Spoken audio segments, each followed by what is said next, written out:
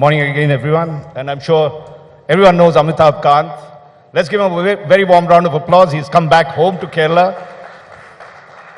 As we know now, he's the Sherpa for the G20 summit, the all-important summit happening in September. He was former CEO of Niti Aayog, outstanding bureaucrat, headed the ministries of tourism, industry, gave Kerala its famous slogan, God's own country, and built up incredible India. So another round of applause for Amitabh Kant for coming right back home. Now, Amitabh, one of the things that we've been looking at in this conclave is the importance of South in terms of industry and its ability, given the fact that you're now dealing with 20 major nations. What is the opportunity, apart from India, South India has to leverage what it has and plug into this global value chain that we've been talking about? So Raj, first of all, it's very important to understand that South India contributes to about almost 30% of your GDP. Secondly, its per capita income is much higher than many other states. But more important than that is that states here have excelled in several areas.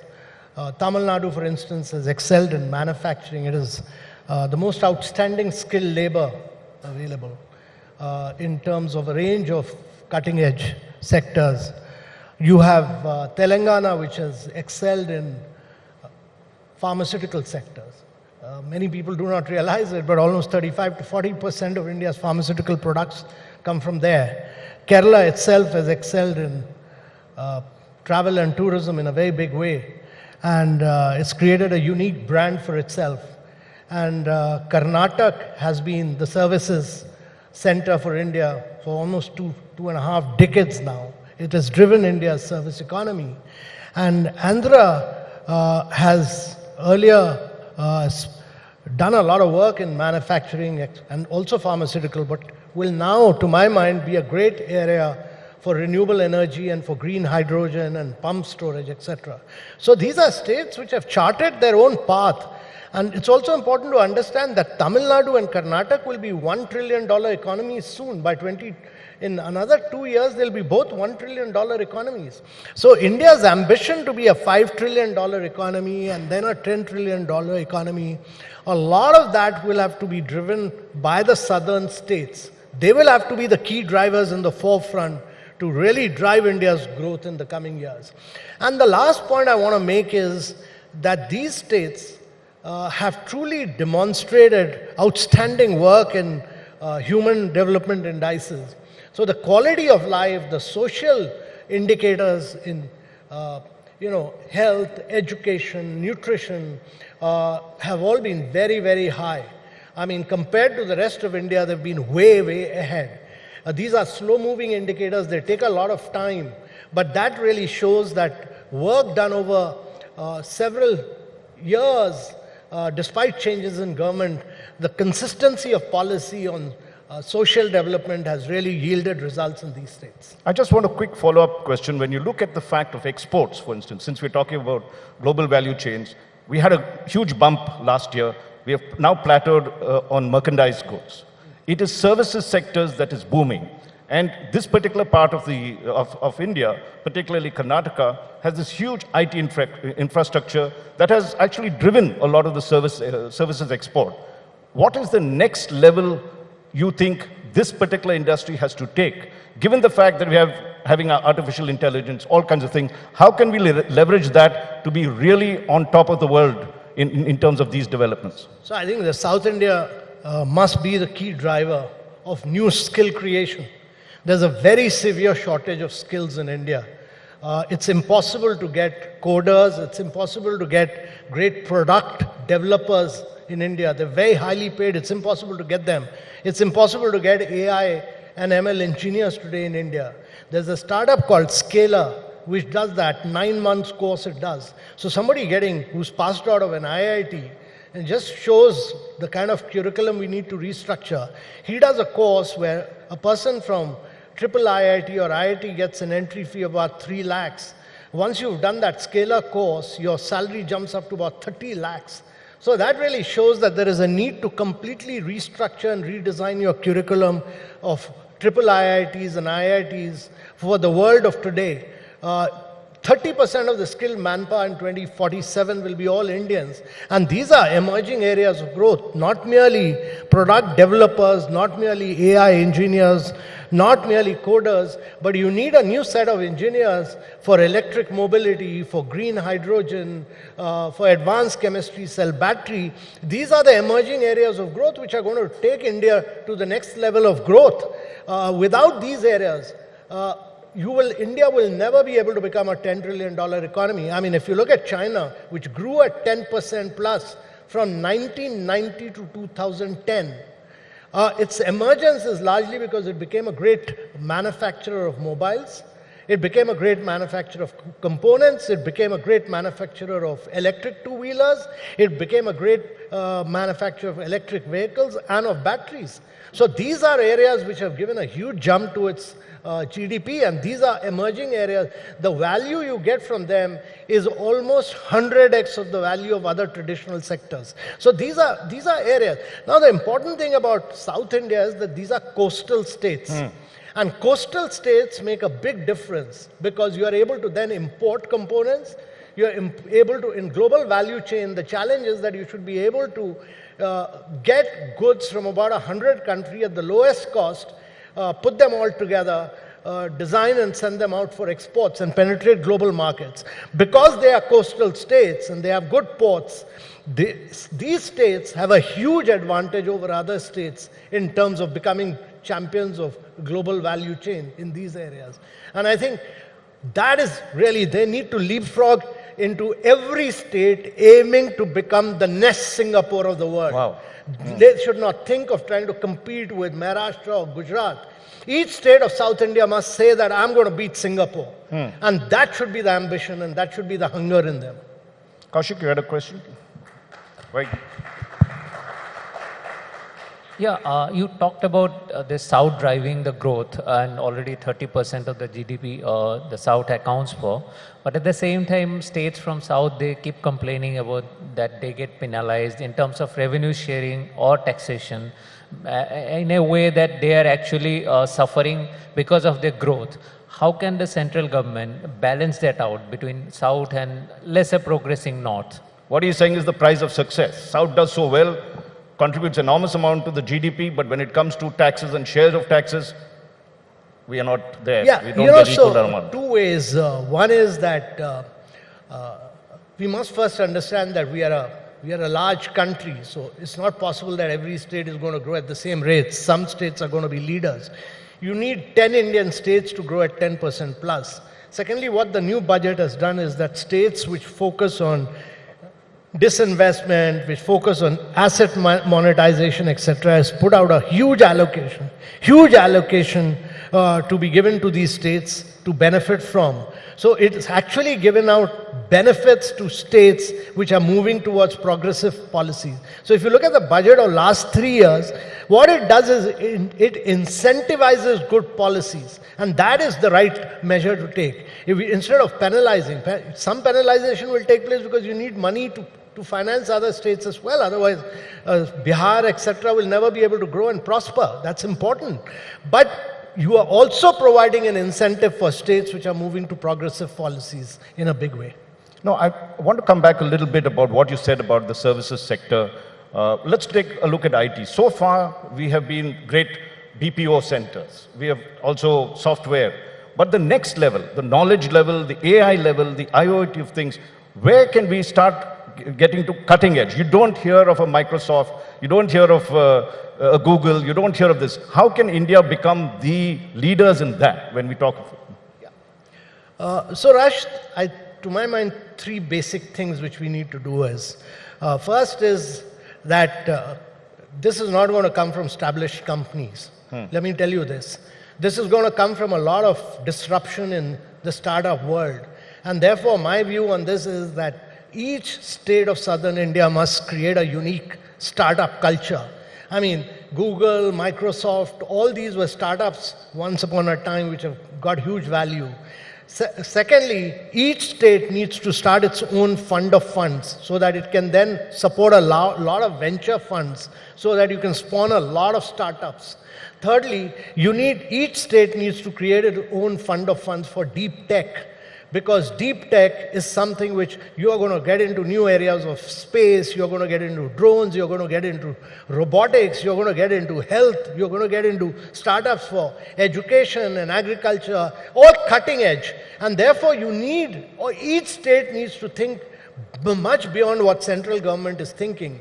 I mean, the state governments must think 15 years ahead of what the central government is thinking. That's the way India will grow. And to my mind, that level of disruption must come from the states, not the other way around.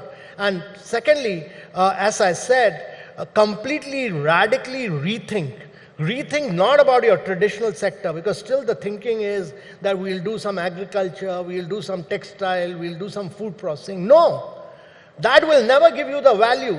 Look at what Malaysia did. Actually, Malaysia's whole growth story is that they had a coastal city like Penang, and they were able to attract Intel to put up the first chip plant there. And because Intel came into Penang, that the whole of value addition into manufacturing in Penang took place, and Malaysia grew as a cutting edge manufacturing destination because of Penang only.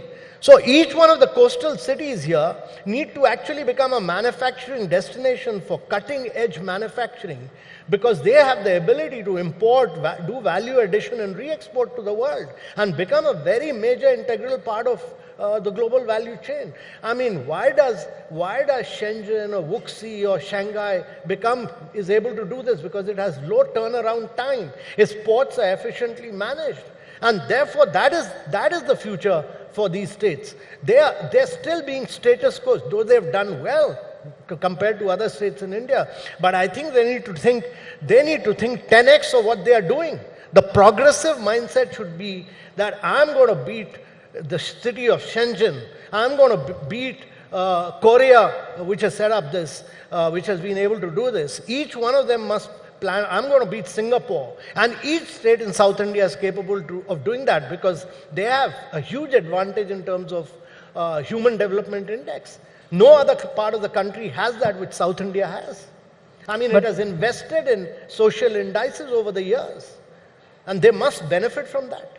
Kaushik? But what's stopping the states from doing so? Means you were talking about, you were actually identifying the vision, but we have been talking about these things for quite some time.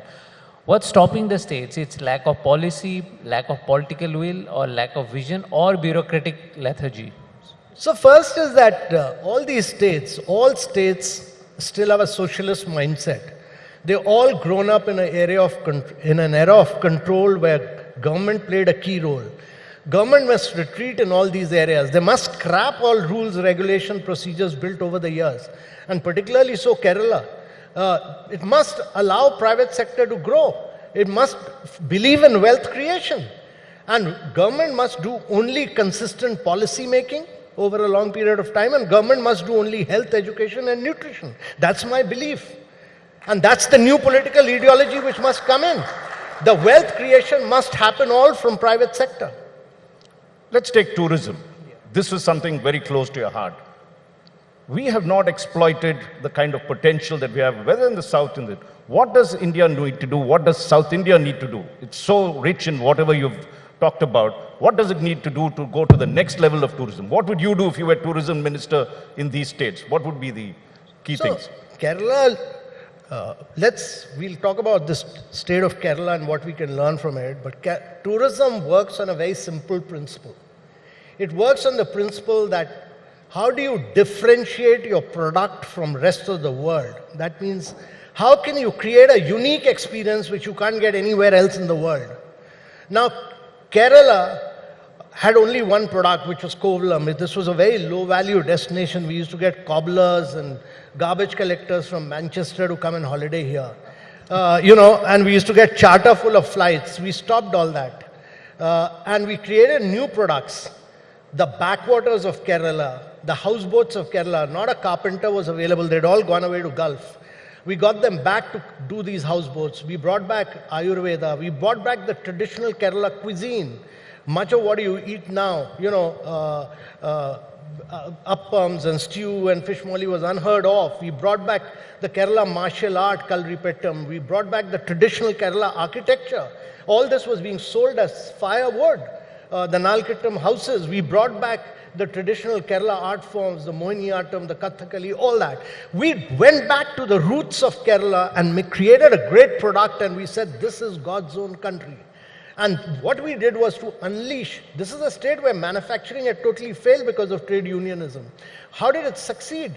Because we said, and unlike Haryana, which was a product of state creating resorts, we said here the private sector will create products. And the private sector created some of the finest, the most unique boutique resorts. The state only did last mile in terms of roads, in terms of jetties, and the state only did destination marketing in partnership with the private sector. So what it shows is that every state, there can't be a better state in terms of a tourism product than Karnataka, than Tamil Nadu. All these are remarkable states. Actually, to my mind, Karnataka and Tamil Nadu have a better product diversity than even Kerala. Kerala may not like that, but you're saying. Yeah, I'm being honest. Having worked in Kerala, I can be honest that these have better tourism product. There's no reason why Karnataka should not emerge as the world's #1 tourism destination. There's no reason at all. So each state has a unique ability to create a fascinating experience which comprises of, look at Karnataka.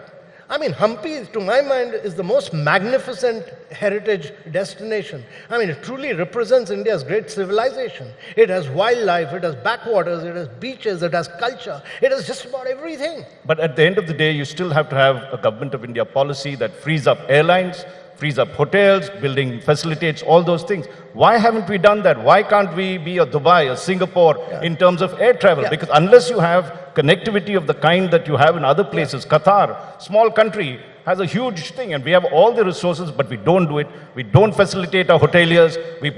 All the states put terrible laws. I'm sure that happens in the south as well. What is going wrong? And if you had the whip on your hand, what would you do? So, let's not, these are large states. Let's not blame center for everything. Look at Kerala. The center refused to finance the airports in Kerala. I was a district collector in Calicut. There was a colleague of mine in Cochin. Cochin created a world-class airport, which is India's greenest airport today. All state funding, private sector funding. We expanded the Calicut airport, Kerala, and then Kerala created the Kannur airport. In a small strip of land, we have 4 airports. Let's not let the states not keep falling back on center and saying you are to be blamed. Today you have very good air connectivity. You have a Bangalore airport. You have Trivandrum, Cochin. Every state has an airport, and I think states should generate wealth, get the private sector to participate. These are unique models of private-public partnership. If we could do Delhi, Mumbai, Hyderabad, Bangalore, all in private-public partnership, why should the states not create their own airports? You're being kind to the center. You're not even saying anything what the center should do. You've whacked the states. No. Is this because you're Sherpa? No. Because I'm a believer that quite often we get into this business about states blaming center and center blaming states. We should get into this business of states being wealth creators on their own, structuring projects on their own, and driving growth. I'm saying, what does the center need to do? Fine, the states are to blame. What does the center have to do, you think? Center, I think, should really do consistent policy making with the clear perspective that government must retreat from a large range of areas, and that's been the government's philosophy. The center has ushered in a lot of reforms in terms of GST, IBC, RERA, lower corporate taxes. That's the government's policy. The central government is just the policy framework. Many of these areas like education, health, nutrition, infrastructure, the government has created 55,000 kilometers of road, the central government through the NHAI scheme. What more do you need? Rest is also state's job. Don't keep pushing that I'm going to blame center and state. Let's not get into that business. Let's say that every state, as I said, must have a clear perspective. I'm going to drive growth at 10% plus for the next 3 decades. And what is my core competency? If my core competency is going to be tourism, I'm going to be the world's best in tourism. If my competency is going to be services, I'm going to be the world's number one. And there's no reason why Karnataka should not be the world's number one, why Microsoft and Google should not emerge from Karnataka. What's the reason? The only way out is that you need to create the next generation of skills. You need to restructure your IITs and triple IITs. You need to make Karnataka the finest destination for that. And Tamil Nadu, why should it not be the Detroit of the world? You know, if you stood for political office, I'm sure most people here would vote for you, the way you speak. But Kaushik, go ahead. Yeah, I just wanted to ask, you talked about policy making by the central government. Now going back to your G20 role, India is focusing a lot on digital infrastructure, and we have done very well in terms of digital infrastructure, but we still do not have a data privacy bill. How do we balance that? Because once we have such UPI from Aadhaar, everything on digital infrastructure, we have done really well in the world, but we cannot protect the citizens' right to privacy. So the data privacy bill is in its final lap. As you are aware, the earlier bill was scrapped and a new bill, which is cutting edge, designed for the world of tomorrow, is being drafted. It's better to create a law which is for the world of tomorrow rather than creating laws which are totally outdated and outmoded like we constantly keep doing. So I think it's better to wait for the data privacy law, but on digitization, India has done enormously well. India is way ahead of the rest of the world in terms of having provided identity, bank accounts, digital fast payments. We do about 11x fast payments than what USA and Europe do. We do 4x of what China does. We do about 50% of the real-time fast payments in the world. India needs, really, it's a model which we've created for the rest of the world as very distinct from the big tech model of USA, as very distinct from the GDPR model of Europe, which has killed innovation, but India has allowed private-public partnership to take place in digital. You know, that's why the cost of acquisition of customers in India has really fallen. It used to be $30 per customer before all the digitization and the bank accounts had taken place. It's come down to $1. In the United States, the cost of customer acquisition is still about $100. That's why a company like Jio could actually acquire 250 million consumers in just about 100 days. I mean, many of us don't realize this, but India is really pole vaulted in this area. That's Can we therefore fine. be... Sorry, Sorry, yes, sir. Yeah, go ahead. I have a counter question. That's perfectly fine, but before the law comes in, a robust law, I hope, but all the data that we have, it's already in government hand and in private hands, which actually compromise privacy. Means how do we protect that? Because we do not have a law still. So, India is the only country which has created a techno-economic solution for that the data is owned by the citizens of India. So account aggregator system or OECN or even your digital fast payments, the data belongs to you. You give actual permission for use, which is not the case with big tech in United States. The data is owned by the big tech. It's actually, innovation in the last 2 decades have been driven by Google, by Facebook, by Amazon, by Microsoft, by Apple, and in the case of China, by Tencent and Alibaba. Not in India. India, we created a public layer, and on top of which we've allowed PhonePe to compete with Google Pay. We've allowed Paytm to compete with WhatsApp. That's the competition taking place in the marketplace. So 40 different startups are competing with each other in the market space. It's not happening anywhere else in the world. There's been a true democratization of digital technologies in India. Let's take that to the next level, which is why can't an Indian company become like Amazon? Why does it sort of look at its own navel all the time? We have set up the base, the foundation, the India stack and everything else. All it needs is to leapfrog. Like you said, we should be world leaders in this. Why aren't we world leaders in e-commerce? So I really feel that in the coming years, you will see a lot of young Indian startups doing that kind of a disruption and penetrating global markets. After all, we've been able to create, look at what we did. I gave you the story of payment, but look at the next step. You had the next set of startups like Lending Cart, MobiKwik, all doing credit, which was paperless, cashless. And then on the payment history, you had a next set of startups like Zerodha, Grow, Upstock. Look at Zerodha. 30% of your stock market is being controlled by Zerodha. In 5 to 6 years' time, 30% of the startup means that he's penetrated tier 2, tier 3, he's penetrated rural areas. And then you had a next set of startups which are doing insurance, end-to-end insurance.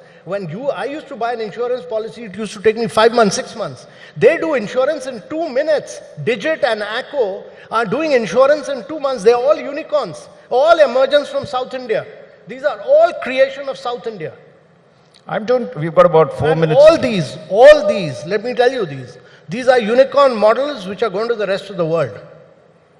I'm going to deviate from the subject that we are in South India because we have you as G20 Sherpa and we just want a quick update. Where have we reached? Are we going to get any resolution on the Ukraine question in G20? Or are we going to duck that aside? What are the big takeaways you're seeing for the summit ahead? So Raj, first thing is that on all priorities, we are being very ambitious. It's important to understand that Russia-Ukraine is an important issue as far as Europe is concerned. But there are many other important issues. There's an important issue because you have 1/3 of the world in recession. You have 200 million people who've gone below poverty line. You have 100 million people who've lost their jobs because of COVID. You have 75 countries which are facing a global debt crisis. You have an issue of climate action and climate finance. All these are very critical, very major issues of the world. So it's not possible for us to forget all these critical issues which are impacting the global south, emerging markets, developing markets, and just keep focusing on Russia and Ukraine like you are doing. That's an issue which is important, but not the most important issue for us. So we need to bring developmental issues to center stage, and that is what we are doing. We are being ambitious in all other issues. And if there is a challenge of Russia-Ukraine, we'll do our best to bring consensus. We'll do our best to request all countries, because after all, G20 works by consensus. And in Indonesia, actually, all ministerials had not succeeded. But in the final round, we were able to hammer out a paragraph 3 and 4, which brought everybody together. So I'm quite optimistic. I'm very hopeful that ultimately we'll bring everybody around. But in the meanwhile, we should push all these issues which are impacting the global south. Yeah. And if you had to give us a status report, where do you see the breakthroughs? Is there a big 2 or 3 big breakthroughs that you think we could achieve in the G20 summit? We are being very, very decisive. We are being very inclusive. We are being very ambitious. We are being very action-oriented, as the Prime Minister has said. And the Prime Minister is the leader. He's been very, very action-oriented. We've pushed through very, very decisive things in our G20. 1 or 2 things that you push through you think that is going to be successful? SDG action plan. We are pushing a green development agenda. We are pushing for a lot of digital transformation of the world. All these are very, very... I mean, look at this. 4 billion people in the world do not have a digital identity. 3 billion people do not even have a bank account. 133 countries do not even have a fast payment mechanism. During COVID, we were able to put money into the bank accounts of 800 million people rather than giving large packages. We were able to protect our population. And therefore, we need to take this model to the rest of the world. That is what the G20 is attempting to do. Quick question, last question, Kaushik. It's a kind of out of syllabus question. You have worked very closely with Prime Minister Modi, and you are a kind of superstar bureaucrat. Now, recently, Mr. Rahul Gandhi has said that Modi can even teach the God and can confuse the God. So now, working with the Prime Minister, do you think he comes to you as the God, or he's keen to listen to bureaucrats or people who work with him? Do you believe in the Rahul Gandhi's assessment of Prime Minister Modi? Because you have worked very closely with the Prime Minister. No, I don't want to get into politics. That's not my objective. But I've worked with the Prime Minister. I was a Secretary, DIPP, Department of Industrial Policy and Promotion, 9 years back. So I've been working with him for about almost 9 years. All I can say is that the PM, and I worked with him on ease of doing business, opening up of the foreign direct investment regime, I have worked with him on a range of areas, including aspirational districts, Make in India, Startup India, all these whole range of areas. Let me tell you that when we started Startup India, there were just about 450 odd startups. Today we have 99,000 startups in India. And the Prime Minister is very futuristic. He's he's very visionary. He's a tough, hard master. He wants delivery on ground, and he ensures, and that's the reason, that's the only reason why we've been able to work. He believes in breaking silos, and that's the reason why we've been able to do. I mean, look at the size and scale of the transformation. It's important to understand this. I keep saying this because 40 million houses is like making a house for every Australian. I mean, 243 million water connection is like providing a water connection to everybody in Brazil, and 110 million toilets, 2.5 billion COVID vaccination during COVID. Nowhere in the world has this happened, and that's why the Bank of International Settlement, BIS, in a study has said that India achieved in 8 years what it would have taken 50 years to achieve. 8 years, what it would have taken 50 years to achieve, and actually that has been reiterated by the new Morgan Stanley study. So, India's remarkable in delivery on ground. I did the aspirational district program. These were all backward districts, the most backward districts in India. Nothing was working. Far-flung, geographically far-flung areas. He asked us to work only on data, on competition, on putting the ranking out in public domain, and districts were transformed in 4 years' time, simply because of competition, data, good governance. Well, let's use your slogan that you use for tourism. It's Incredible India. Amitabh, thank you very much, Amitabh Kant, for this. Ladies and gentlemen, let's give him a very warm round of applause. Thanks a lot. Thank you.